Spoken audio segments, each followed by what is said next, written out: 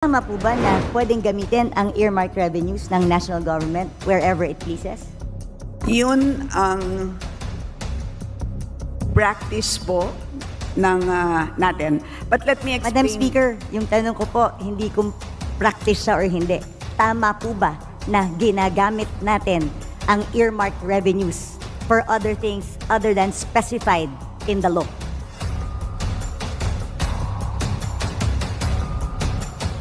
Halos lamunin nga ng lupa sa kahihiyan si Marikina Representative Stella Kimbo sa mga tanong ni bagong henerasyon Party List Representative Bernadette Herrera patungkol sa earmark revenue ng bansa. Ang earmark revenue ay mga kita na hinihiling ng batas na gamitin lamang para sa partikular na layunin, benepisyo o aktibidad. Ang mga ito ay pinananatiling hiwalay sa mga pangkalahatang kita ng gobyerno na inuulat taon-taon sa budget spending at mga pinagmumula ng pananalapi.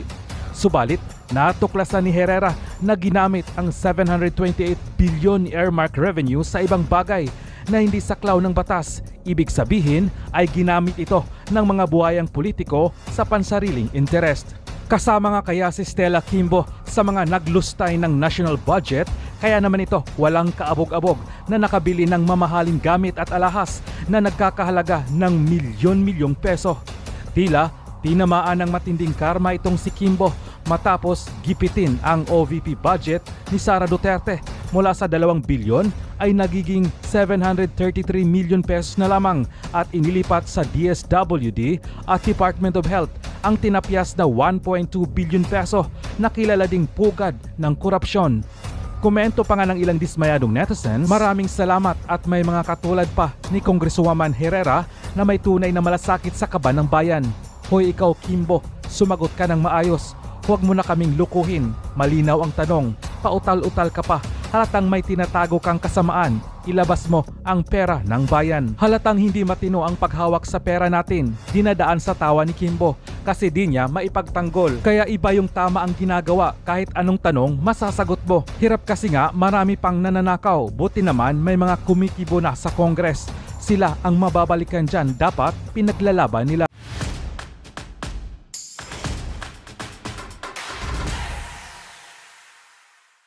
Overall savings, I just noticed na after 2015, hindi na nagkaroon ng reporting.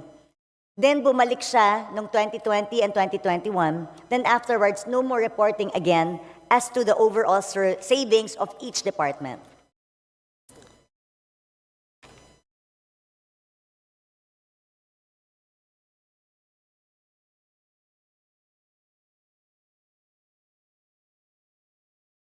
Madam Speaker, may we ask for a 1-minute suspension? Session suspended. As you know, the meaning of savings is now different. Today, it now refers to balances of any released appropriations which have not been obligated as a result of any of the following: A, completion, final discontinuance, abandonment of a program, or B, implementation of measures resulting in improved systems and efficiencies, etc. So today, in other words, hindi na siya kinocompute for all. Yun na ngayon ang practice ng DBM. So if there is a number that you have in mind, for example, do you wish to know unutilized appropriations for the entire government? Is that what you wish to know? Madam Speaker, parang di naman po nagbabago yung definition ng overall savings. Yung savings naman talaga is as you said. Yun ang definition ng savings natin. At kaya nire-reflect yun kasi ito yung mga hindi nagagamit, like you said. And then nire-report kasi yun and it's being transferred to other agencies. Ang sa akin, I'm looking for repertorial. They have to report it to us, just like before. For example, ang overall savings natin in 2020 is 3.5 billion. That's why it's also significant. And then for all those savings, nakalagay dyan kung saan tinransfer sa bawat agency. Pag sinabi mo kasing savings, transfers from each agency na transfer ang savings ng bawat isang ahensya, pupunta ngayon sa overall savings. And then yung overall savings, it's a transfer to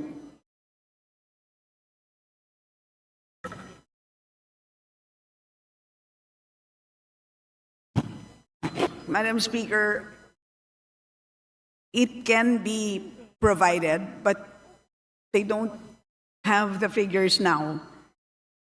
Madam Speaker, yun po yung point ko. Bakit nawawala yung report ng overall savings? Dapat nakikita po natin yon dito sa Kongreso kasi savings po yan na hindi na po alam ng Kongreso kung saan napupunta. And it's part of our obligation to know where these savings are. Saan nanggaling? Kasi that's where we see how efficient ang ating mga departments. So baka pwede pong isubmit sa atin today para makita po natin.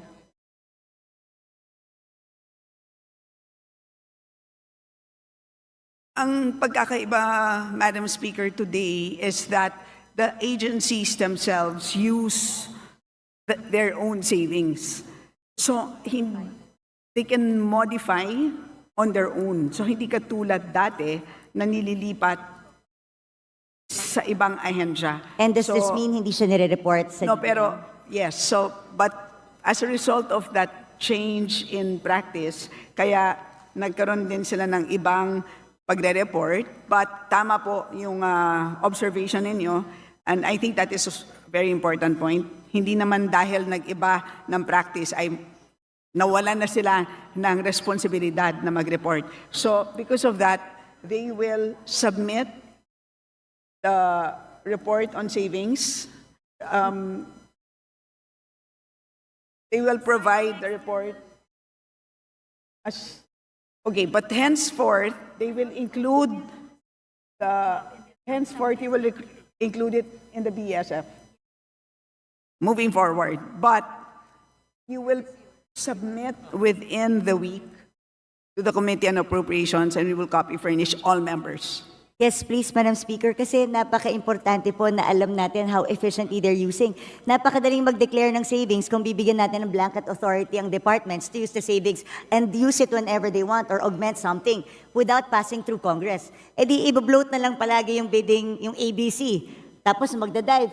You know, this is not acceptable, should not be acceptable to us. That's why we need those reports. Kaya sana po, within the week, or sana nga within the day or hanggang tomorrow para naman po mapag-aralan, Madam Speaker. Anyway, my next question refers to, dito na ako sa, alam naman ni Madam Sponsor ito, yung tungkol sa earmarked revenues. Madam Speaker, sa pagkakaintindi, can you define earmarked revenues through you, Madam Speaker?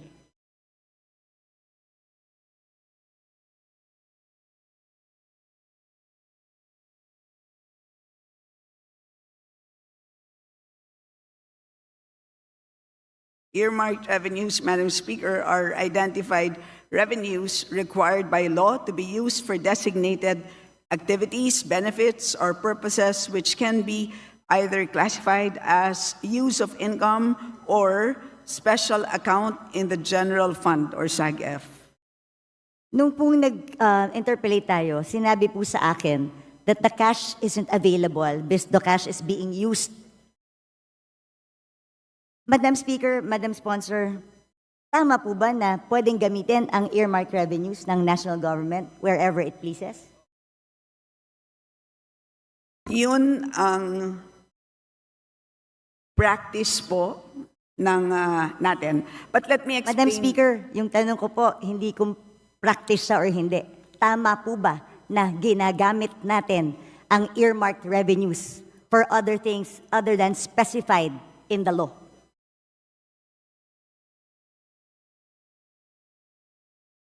Madam Speaker, if I may be allowed, Yes. parang po siyang, if I may use a comparison, parang pong kung tayo po ay nagde-deposito sa isang bangko, nagdeposito tayo ng 100 piso, iniwan natin sa bangko yung ating 100 pesos. Habang hindi natin kailangan yung 100 pesos na yan, ini-invest ng bangko yung 100 pesos na yan. But at any point in time that we demand 100 pesos plus the interest, dapat ibibigay sa atin ng bangko yung pera natin. At any point in time that we want it, it must be available. So ganun po ang konsepto ng earmarked revenues. Congress earmarks a certain portion. kinokolekta ng ahensya ang revenue, dinedeposito sa treasurer, habang hindi ginagamit ang cash, gagamitin muna ang cash sa pagpapatakbo ng buong government kasi po ang pangongolekta ng buwis hindi naman po January 1. Meron na tayong buwis. Paano natin babayaran ang sweldo ng ating mga page, ang sweldo ng mga government employees? Wala po tayong ibabayad sa inyo na sweldo kung hindi natin gagamitin ang cash na yan. Pero at any point in time that an agency demands those earmarked revenues, the Treasury must be able to make those funds available. Ganyan po ang ibig sabihin ng earmarked revenues. Madam Speaker, saan po nakasulat na ganun ang ibig sabihin ng earmark revenues? Na pwede siyang gamitin pag hindi ginagamit pa. Kasi malinaw naman po, earmarked accounts and funds are not, the legal basis of an earmark revenue could be a law, a presidential decree, or international agreement. Bawat earmark revenue may batas. At walang blanket authority doon na sinasabing pwede mo munang gamitin habang hindi ginagamit ng agency. Gusto ko lang po makahanap ng legal basis mula umpisa. Asan po ang legal basis na sinasabing pwedeng gamitin ang pondo na in-earmark natin for another thing kasi yung cash naman hindi pa ginagamit ng ahensya. So hiramin ko muna. Paano kung hindi ko na maibalik? Paano kung hindi na tayo makautang? Hindi po ba pag regular ka na tao, ginamit mo ang pera na hindi para doon? Qualified theft na to. O kaya, pwedeng technical malversation of funds if you use it for another thing. Ang tawag po dun sa libro ay Book of Accounts. So, may Book of Accounts at nandun naman po maliwanag ang balanse. So, at any point in time na kung na-question... Madam Speaker, ulitin ko, ano pong batas ang nagsasabi na pwedeng gamitin pangsamantala ang earmark revenue?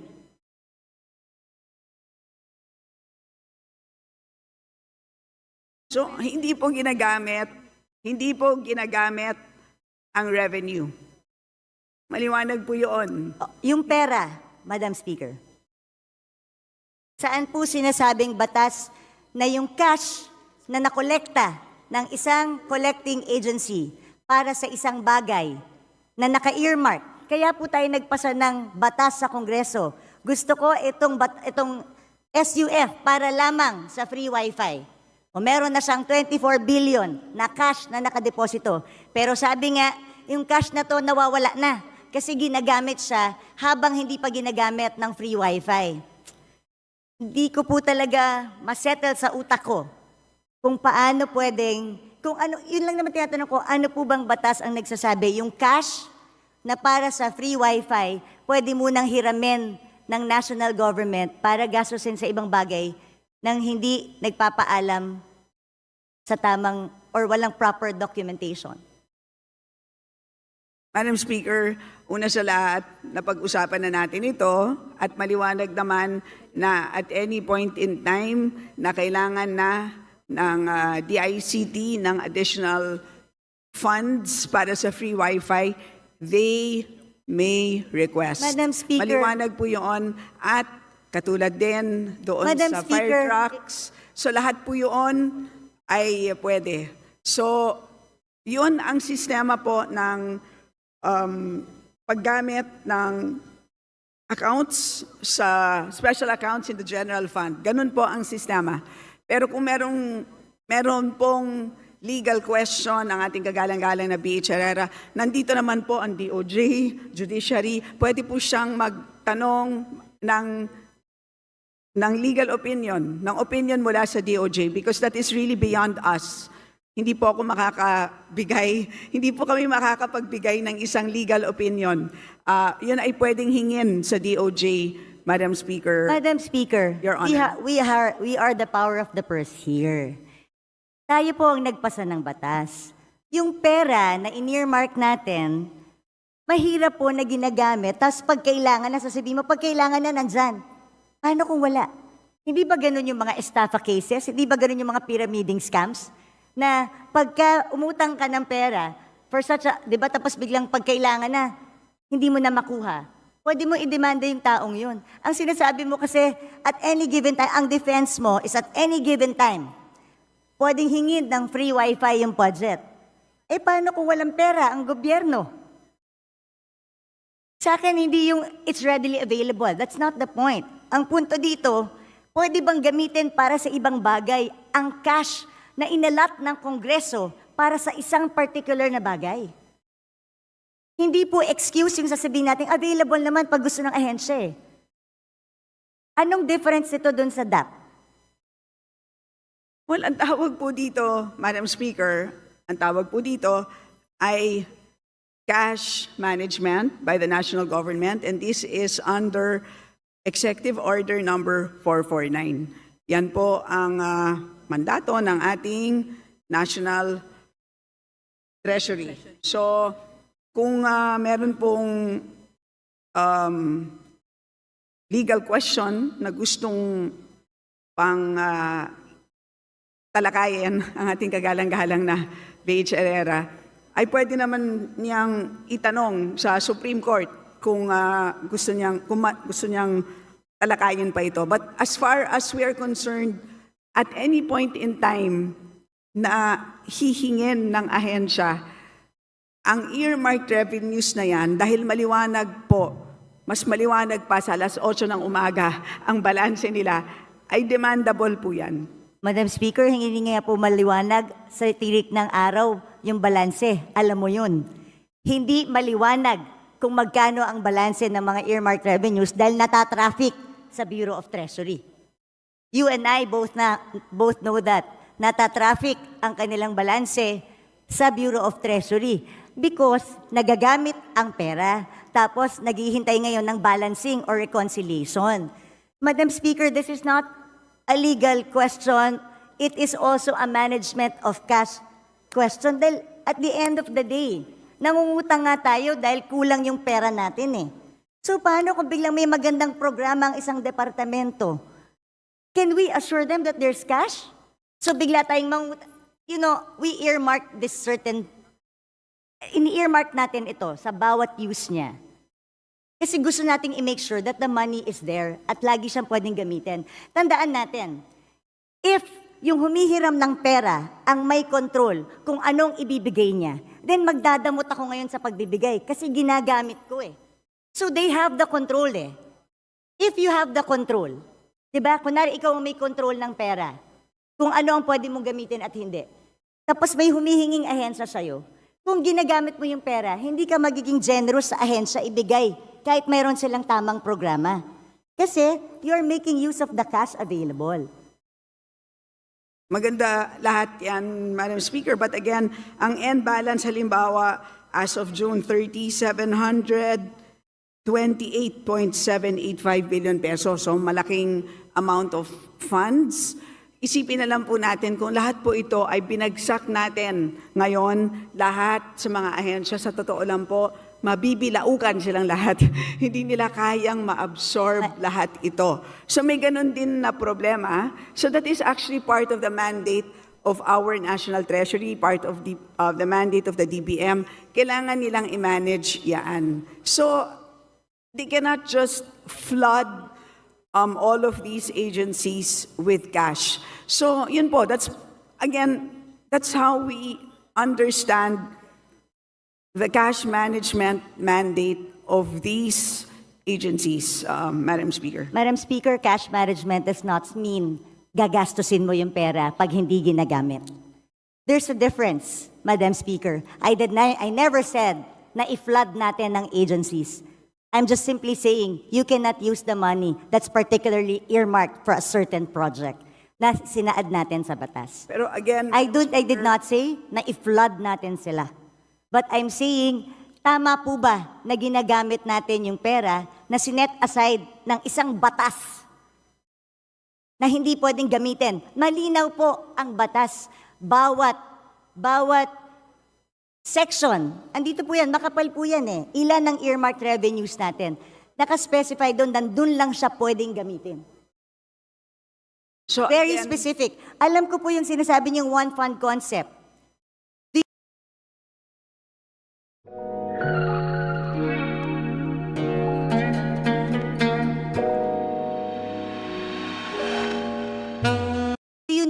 history of one fund concept when it started, Madam Speaker, Madam Sponsor? What is the question? Yung one fund concept, because yan po yung sanina sinasabi nyo na ito yung cash management, may one fund concept, na yun ang sinasabi ng DOF na dun ginagamit. Kaya balikan natin yung history ng one fund concept. Ano ba ang pinanggalingan ng one fund concept, Madam Speaker, Madam Sponsor? Please enlighten the body, Madam Speaker. Galing po yun sa Presidential Decree 17, Presidential Decree pa yon during the time of President Marcos, na lahat ng dormant accounts, yung mga off-budget accounts, yung mga lying around funds, yun ang pinagsama-sama. Wala po dong nakasulat any mention of earmark revenues. At since 1977 pa po yung Presidential Decree na yun. Hindi pa po na-amend or napalitan ng panibago. Ang sa akin naman, gusto ko lang ilagay sa tama. Pwede naman nating lagyan sa special provision kung talagang gustong gamitin itong pondo na to. Pero ang tanong ko, hindi ba dapat natin malaman sa Kongreso kung saan, kailan hiniram yung 700 billion? Kunwari may 700 billion, anong portion ng 700 billion ang hiniram? Hiniram para sa anong bagay? Tama ba na walang report sa atin na hiniram yung perang to? Tama ba na hindi nag-report sa agency? Kunwari, ako si DICT. Ang alam ko, meron akong 24 billion. Tama ba na hindi magpapaalam sa kanila? Pwede bang hiramin namin ang cash na ito para magamit namin sa ibang bagay? So, Madam Speaker, again, babalik po ako dun sa aking analogy earlier. Ang bangko niyo po ba, tuwing ini-invest yung 100 piso na dineposito ninyo, ay tinatawagan ba kayo para magpaano? Madam Speaker, kung ako po ay hindi nag-authorize, pwede ko pong sabihin sa bangko, huwag niyong galawin itong certain portion na to. Because tandaan niyo, hindi mo pwedeng i-relate sa bangko to. Batas ito. May blanket kang pinirmahan sa bangko. Nung nagdeposito ka, alam mo na pwede niyong gamitin para invest. That's part of the contract you paid for when you opened the account. Pero ito, batas ito na pinasa natin na earmark ang certain fund for a certain thing. Wala tayong authority na binigay doon sa ating batas o habang may cash, habang hindi ginagamit, pwede niyong gamitin, national government, kung saan niyo gusto. Pag kinapos tayo, gamitin niyo na. O basta siguraduhin niyo, pagkakailangan ko na, ibalik niyo sa akin. But again, Madam Speaker, what is important is the balance. Paglilinaw lang po kung ano ang balanse ng bawat fund ay intact na intact po yan. Napakahuhusay po ng ating mga empleyado sa ating treasury. Complete po yan. So lahat po ng mga dinadagdag po dyan, lahat ng binabawas, intact po ang balances. Issue lang po because we have a ceiling at every point in time. Today, ang hinaharap natin na ceiling is 6.352 trillion pesos. Can you imagine? Kung pinasok po natin itong 728 billion, mauubos yung 6.3 ng 728 billion ng in-earmark ng Kongreso. So paano po yung mga programa na gustong ipatupad ng ating national government? Yun ang mangyayari dito. How will our national government function kung lahat po ng ating earmarked revenues ay pinasok natin lahat doon sa ating total budget ceiling? So yun po ang napakahirap na trabaho ng ating DBM or DBCC. So yun ang naging ang ganda nga ng konsepto, di ba, ng cash management.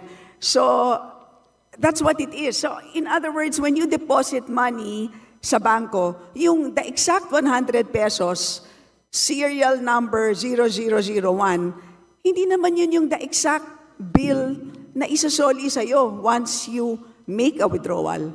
Di ba? Ang usapan lang natin ay nagde-deposito ko ng 100, at any point in time, you are entitled to 100 pesos, any serial amount, any serial number, plus interest. Diba? Yun naman po ang binabantayan natin. Madam It's the Speaker, same concept that we are using for cash management under the National Treasury, Madam Speaker. Madam And to Speaker, remind so you, with the Honorable same, Herrera, that you have 3 more Madam minutes. Speaker, with the same concept, paano yung mga nagsarang bangko? Dahil ginamit nila yung pera eh. Nag-overuse sila ng pera ang diniposito ko eh. So nung nag-withdraw ko, hindi na mabalik sa akin dahil nagsarado yung bangko eh. Like I said, Madam Speaker, again, I believe in the one fund concept, pero mag-amenda tayo ng batas. Isaayos natin. Ano ba sinasabi ko dito? Ever since all budget hearings, sayang ang mga pondo sa earmark revenues, sayang ang mga pondo sa off-budget, sayang ang mga dormant accounts. Ilagay natin sa one fund concept, I agree. Pero let's pass a law. Let's amend the PD. Let's amend the presidential decree or magpasa tayo ng batas dito sa Kongreso if we really want to allow that. Yun lang po yung aking palaging sinasabi kasi right now, and mag-report sila sa atin sa Kongreso kung saan nila ginamit at kailan na hiniram yung pera. Madam Speaker, hindi na natin alam saan napunta yung pera na ginamit na yon. Oo, nandyan. Pero nung hiniram nila, para kang nagsabi sa any empleyado, ito petty cash natin sa opisina. So ibig sabihin, kung meron akong petty cash dito sa opisina, kung merong mga ilangan sandali, ay hiramin ko lang sandali, ibabalik ko naman eh. Pag nabuko mo yung empleyado mo, is it acceptable? Kung kunwari, nagbigay ka ng pera specific sa iyong staff, para dyan lang yan. Tapos hiniram ng staff mo, hiramin ko lang naman eh, ibabalik ko rin ha. Is that okay? Does it make it okay? Madam Speaker, it is not the same situation. That is, I stand by my position that accounting-wise po, hindi naman ginagastos ang earmark revenue as long as hindi programmed. Intact po ang balances ng ating earmark revenues. Cash-wise, ay fungible naman po siya. So, yun po ang sistema ng cash management. Kung may problema po ang ating kagalang-galang na BH Herrera, again, of course, she's free to file a resolution, file an inquiry, file or solicit an opinion from the DOJ. So, Madam Speaker, paano nga pag hindi na ibalik? Paano kung walang pera yung gobyerno? What happens now? Because ginamit natin for other things, pinambayad natin ng utang. Is that your last question, the Honorable Herrera? Well, I would like to put this on record dahil meron One pa more naman pong minute. second round. While the earmark revenues may be pooled to the general fund under the one concept, the fact that these are not readily available cash resources but an obligation suggests a shift from the one fund concept to misappropriation. The remittance of the earmark revenues recorded in special accounts has merely become a means to circumvent the purpose of earmarking, allowing physical possession and access to these earmark revenues, which under the Republic Act is, like you said, 700. So, Madam Chair, Madam Speaker, Madam Sponsor, sa akin ilagay po natin sa tama. At mag-report po tayo. Marami po tayo. Pwede po natin lagyan ng special provision na i-report sa atin kailan nila hiniram ang pera. Because hindi ko po talaga matanggap na pwedeng gamitin po yung pera na in-earmark natin for a specific thing, kahit ba hinihiram lang ito sandali. Like I said, hindi ba to parang DAP that was declared unconstitutional by the Supreme Court?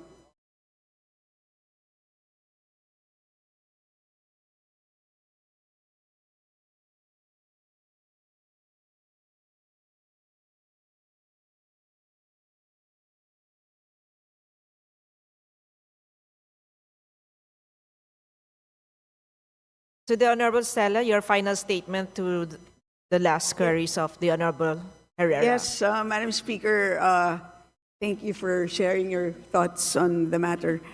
I have exhausted my opinion on this. As I said, there's the DOJ, perhaps, who can weigh in on this, and the rest of the members on the matter. Majority Leader. Madam Speaker, basahin ko lang po itong Section 37 ng PD 1177. It states that even the presidential decree of the one fund concept does not even allow it. It says here, all monies appropriated for functions, activities, projects, and programs shall be available solely for specific purposes for which these are appropriated. Even the presidential decree na pinapapool lahat sa one fund concept, exception yung naka-appropriate for a specific thing. So, Madam Chair, Madam Speaker, I've exhausted my time. Meron pa namang ibang agencies, andyan pa yung DBM, DOJ. I'll just Again, continue. magkaiba po ang appropriation, which is an authority to spend, versus cash. Magkaiba po yun. That's my final statement. Madam